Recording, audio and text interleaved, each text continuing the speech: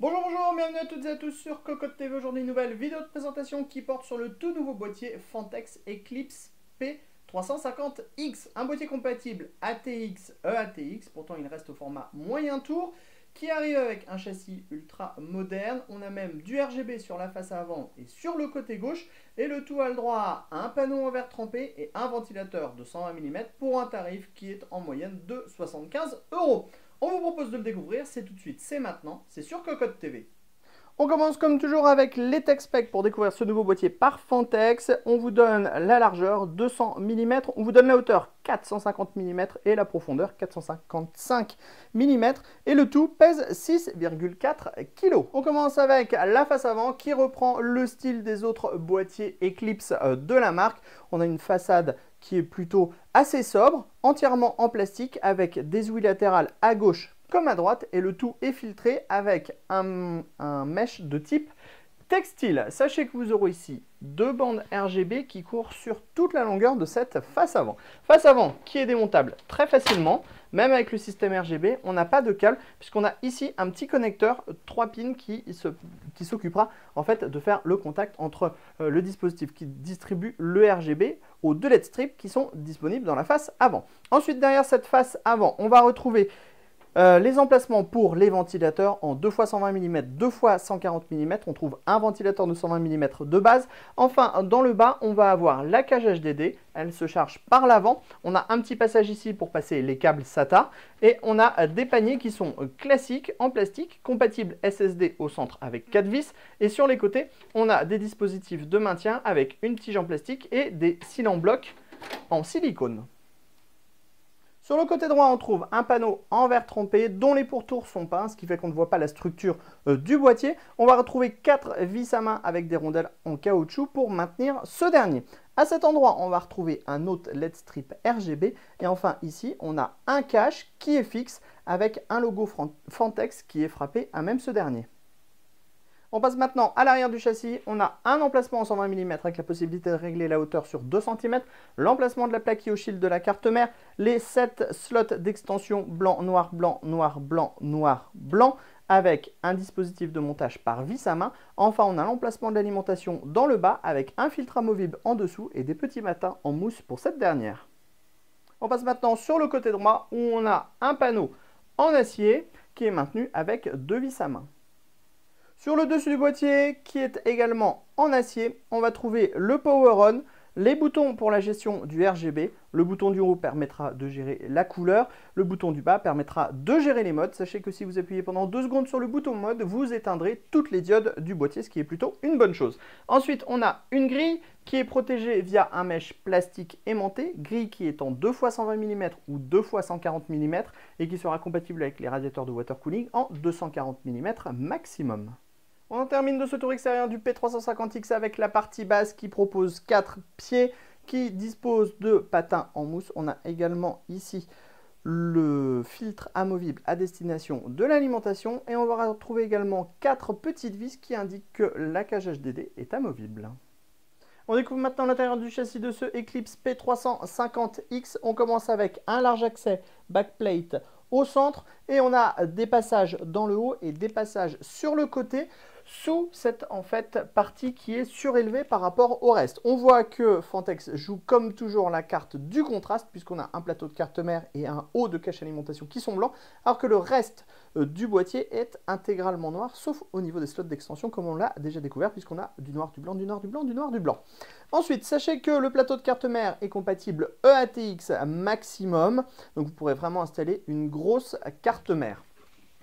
On passe maintenant à l'avant. À l'avant, on découvre le ventilateur de 120 mm qui est livré de base avec le boîtier. Sachez qu'on pourra ajouter un deuxième ventilateur de 120 mm ou alors passer en 2 x 140 mm. On pourra passer sur du radiateur de water cooling en 240 ou 280 mm. Ensuite, on a le cache à destination de l'alimentation mais aussi de la cage HDD qui se charge par l'avant.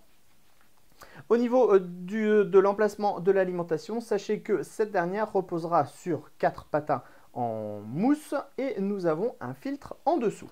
Sur le côté gauche maintenant, on a une grille pour un ventilateur de 120 mm avec la possibilité de régler la hauteur sur 2 cm.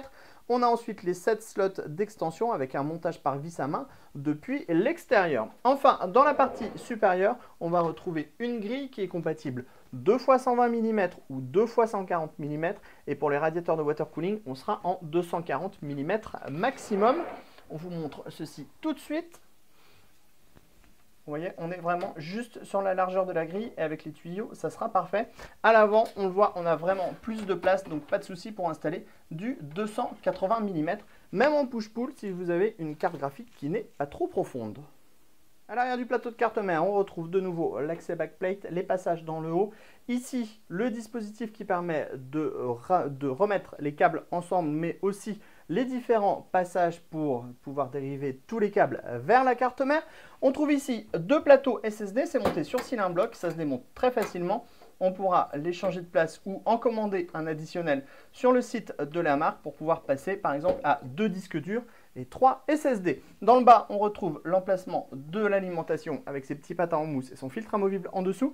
Et ici, on a la cage HDD de 2 emplacements qui se chargent par l'avant. On va également retrouver toute la connectique à destination du système RGB avec ici le connecteur RGB classique qui est en 3 pins et la prise SATA qui permettra donc d'alimenter ce RGB. Sachez que vous avez la possibilité d'adjoindre d'autres rallonges RGB au boîtier.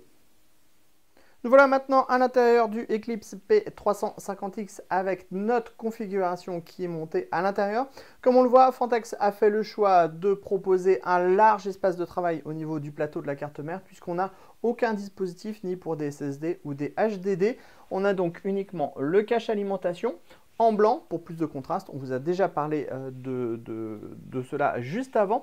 Et on a ici le grand cache qui va permettre en fait de dissimuler les câbles et de les faire passer vers le plateau de la carte mère. Ce dernier est légèrement relevé mais ne viendra en aucun cas empêcher l'installation de la carte graphique. On le voit, on a vraiment bien de l'espace ici pour passer tous les câbles. Au niveau du ventira de CPU, on pourra mettre les plus gros modèles sans peine. Et au niveau de la carte graphique, on aura aussi pas mal de possibilités.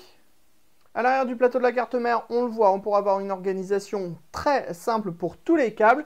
On a ici le grand espace qui propose quasiment 4 cm d'épaisseur pour pouvoir passer tous les câbles. On va retrouver des scratchs qui permettront de regrouper facilement les câbles. On a aussi quelques dispositifs pour installer des colliers. Ici, comme on l'a déjà dit avant, on trouve 2 plateaux pour des SSD. On pourra en adjoindre un 3e si possible. Et la cage HDD se trouve dans le bas. Et le chargement de cette cage se fait par l'avant une fois qu'on a démonté la face avant justement du boîtier. On en termine de cette vidéo de présentation du Eclipse P350X avec le système RGB qui est présent de base. On va trouver 3 liserés RGB sur le boîtier, 2 à l'avant et 1 sur le côté gauche. Pour la gestion, on a 2 boutons. Le premier permet tout simplement de choisir la couleur. Donc quand on appuie, on changera de couleur tout simplement. C'est donc assez simple à utiliser. Et ensuite, vous allez avoir un bouton pour le mode. Par exemple, ici, on est dans un mode respiration.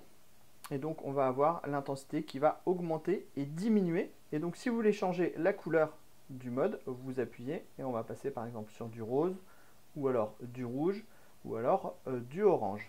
Ensuite, on va sélectionner un autre mode.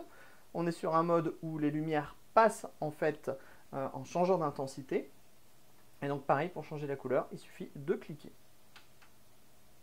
Ensuite, on a un mode couleur fixe. Donc, comme ça, on peut vous montrer un petit peu toutes les couleurs qui sont disponibles.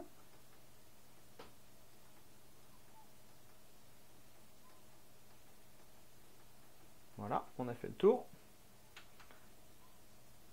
Et après, vous aurez un mode qui va passer toutes les couleurs disponibles, comme on vous l'a montré en fait en tout début de vidéo.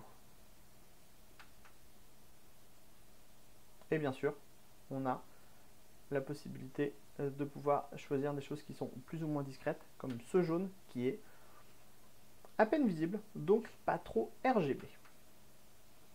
On en termine donc avec cette vidéo de présentation du Eclipse P350X et on vous dit à très bientôt sur cocottland.com pour nos news, nos tests et nos vidéos.